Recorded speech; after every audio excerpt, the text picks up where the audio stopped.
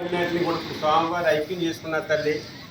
ఎంత పుణ్యం అంటే ప్రతి దీపాన్ని కూడా తన చేతితో తనలో ఐక్యం చేసుకున్న టైం ఇది.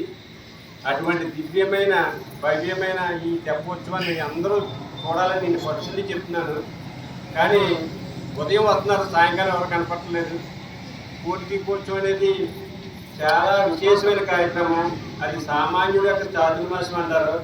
అటువంటి చాతుర్మాసం మాత్రమే చేయగలిగేవారు. కానీ ఇప్పుడు మన స్వామీజీలు చేస్తున్నారమ్మ అది. కానీ ఇక్కడికి వచ్చిన ఇక్కడ సేవలో పాల్గొన్న ప్రతి తల్లి కూడా ఒక యోగిని మాత తల్లి.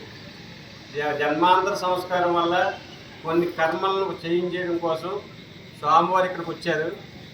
మరీ ముఖ్యంగా ఏంటంటే ఈ 40 రోజులు ఉత్తరించడం కోసం 184, 86 వరకు జనాలు స్వామివారిలో అయిపోతారమ్మ ఈ క్షేత్రంలో. నేనున్నంతకాలం వాళ్ళని ఒక పరమపదం వైపు స్వామివారు తీసుకెళ్తూ ఉన్నారు. మీలో చాలామందికి తెలుసు ఇక్కడికి వచ్చి రాకముందు ఎలా ఉండేవారు, ఇక్కడికి వచ్చిన తర్వాత ఎలా ఉన్నారు. మీకు మార్పు ఎవరికాలకు అర్థమవుతుందమ్మా. అందువల్ల ఏంటంటే స్వామివారి యొక్క దివ్యమైన ఆశీస్సులు పొందాలంటే వచ్చి దర్శనం చేసుకుని వెళ్ళిపోవడం కాదు తల్లి. ఇక్కడ మనం ఒళ్ళుంచి ఎంత సేవ చేసుకుంటే తొట్టడం కానీ, కడగడం కానీ, పావడం కానీ, లోపల స్వామివారికి అభిషేకం చేసుకోవడం కానీ, ప్రతి విషయంలో ఇక్కడ పాల్గొనడం కానీ జరిగితే వాళ్ళ కర్మలు త్వరగా క్షయమవుతాయి తల్లి.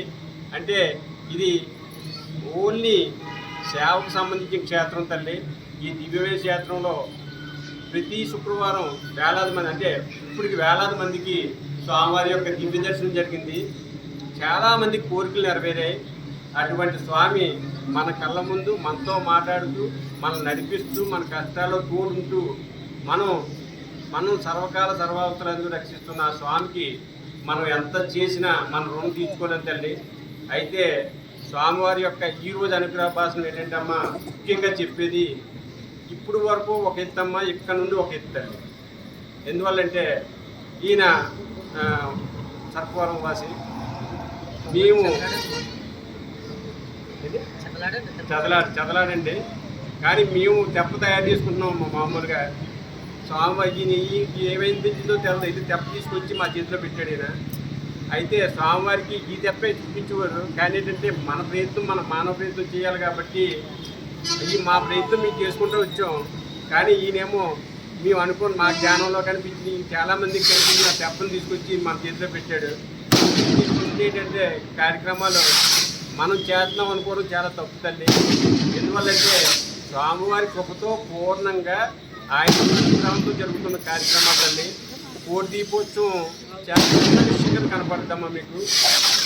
అది కోటి దీపం వెలిగించుకున్న వాళ్ళకి ఆ దీపం యొక్క విలువ. ఎందువల్లంటే మన కర్మలో, మన ఇంట్లో ఉన్న కర్మలు, మన బయట ఉన్న కర్మలు, మన మీద ఉన్న కర్మలు అన్నిటికీ చేంజ్ చేసే దివ్యమైన ఆ కోటి దీపం కార్యక్రమం ఈ సంవత్సరం చాలా ఊళ్ళ నుండి స్వామివారికి వెలిగించుకోవడం జరిగిందమ్మా. మన ఊళ్ళో బాగా తగ్గారు, పొరుగురు బాగా పెరిగారు. కాబట్టి వాళ్ళ అనుభూతి పొందుతున్నారు. మన వాళ్ళు మరి ఎందుకో కొంచెం వెనకబడుతున్నారు ఈ విషయంలో. కానీ స్వామివారి దగ్గర ఉన్నారు కాబట్టి మనకి ఏదో అలా అనిపించవచ్చు. ఊళ్ళ నుండి ఇప్పుడు దూరంగా నుండి కానీ, నడుగుదు నుండి కానీ సేవకు రెడీగా వస్తున్నారు. అటువంటిప్పుడు మన ఊళ్ళో సేవకులు మాత్రం టీంలకు పడిపోయామ్మా. ఆ 8 10 టీంలలో 8 ఉన్న 4 టీంలు పొడుగుడుకు ఇచ్చాం. అందువల్ల ఏంటంటే ఒక్కరు కూడా శ్రద్ధగా చేసుకోండి స్వామివారి సేవ. మరీ ముఖ్యంగా స్వామివారికి ఇక్కడ ఉత్సవ విగ్రహం ఉండదమ్మా. ఈ స్వామి వెన్నపాల లక్ష్మీనరసింహ స్వామి 42 ఊళ్ళు తిరిగే స్వామి అమ్మ. 42 ఊళ్ళు తిరగడం, ఉద్ధరించడం కోసం వచ్చిన స్వామి కాబట్టి ఈయన పిఠాపురం టీటీడీ కళ్యాణ మండపంలో ఉన్న ఆ ఖాళీ స్థలంలో పెట్టాం తల్లి. ఈ స్వామి అక్కడ ఉంటారు. మళ్ళీ ఈ నైట్కే మళ్ళీ ఆయన వెళ్ళిపోతారు అక్కడికి. ఈరోజు తెప్పోత్సవం అయిపోయింది, స్వామిని ఊరేగించాం. ఈరోజు నైటే స్వామి మళ్ళీ అక్కడ చేరుకుంటారు. కాబట్టి మీలో ఎవరైనా సరే ఇక్కడ రాలేని ఎవరైనా ఉంటే అక్కడ కూడా దర్శనం చేసుకోండి. అది మీ ఇష్టం.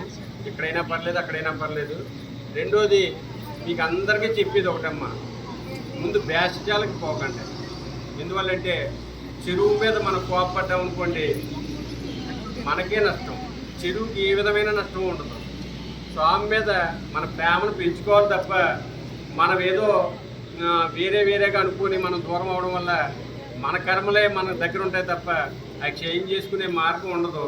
కాబట్టి అతి సులభంగా ఆయన మన యొక్క కష్టాలు తీర్చడం కోసం వచ్చాడు. కాబట్టి ఆయన పూర్ణంగా మనం విశ్వసించి ప్రతి విషయంలో కూడా ఆయన మన బంధువుగానో మన స్నేహితుడుగానో లేకపోతే మన తల్లిగానో మన తండ్రిగానో భావించి ఆ విధంగా చేసుకున్న రోజు మనం ఏ కష్టం వచ్చినా సరే ఆయన మనతో పాటు ఉంటాడు. కాబట్టి అటువంటి స్వామిని నిరంతరం మంత్రంతో జపం చేసుకోండి. ఎందుకంటే చాలామంది మంత్రం తీసుకున్నారు కదండి. మంత్రం తీసుకున్న ప్రతి ఒక్కరు కూడా స్వామివారికి బిడ్డ అయిపోయారమ్మ. మీరందరూ స్వామివారి బిడ్డ అయిపోయారు. మీకు ఏ కష్టం వచ్చినా సరే స్వామివారి బిడ్డ అయిపోయారు. ఏ కష్టం వచ్చినా సరే ముందుంటాడు ఆయన. ముందుండి కుటుంబ పెద్దగా తన బిడ్డలకు ఏ విధమైన కష్టం లేకుండా ఏ విధంగా అయితే చేసుకుంటాడో ఆ స్వామి మన అందరికీ కూడా ఆ విధమైన సహకారాన్ని అందిస్తాడు. కాబట్టి మంత్రం తీసుకున్న వాళ్ళు కంపల్సరీ కూడా కంటిన్యూగా చెప్పండి. దానికి టైము పద్ధతి ఏదో ఏమీ లేదు. కొన్నాళ్ళకి మనకు ఒక పద్ధతిని ఆ మంత్రమే నేర్పిస్తుంది. అప్పుడు మనం సుఖంగా ఉండగలుగుతాం. కాబట్టి ప్రతి ఒక్కరికి మీకు చెప్పేది ఏంటంటే మంత్రం మనసును శుద్ధి చేస్తే అది ఎప్పుడైతే శుద్ధి అయిందో భగవంతుడు వచ్చి మనలో కూర్చుంటాడు. కానీ మనం ఏం చేస్తామంటే మనం పైనే మనం చేస్తూ ఉంటాం. కానీ లోపల ఉన్న అంతర్ముఖమైన ఆ మనసు శుద్ధి చేసుకోవడానికి ఒక మంత్రం ఒకటే మూలం. ఆ మంత్రాన్ని నారాయణ మంత్రాన్ని ఎప్పుడైతే జపించగలిగారో మీ మనసులో ఉన్న బాధలు కానీ కష్టాలు కానీ కన్నీళ్ళు కానీ అన్నిటినీ తొలగించగలిగే దివ్యమైన మంత్రం. ఆ దివ్యమైన మంత్రాన్ని మీరు కంటిన్యూ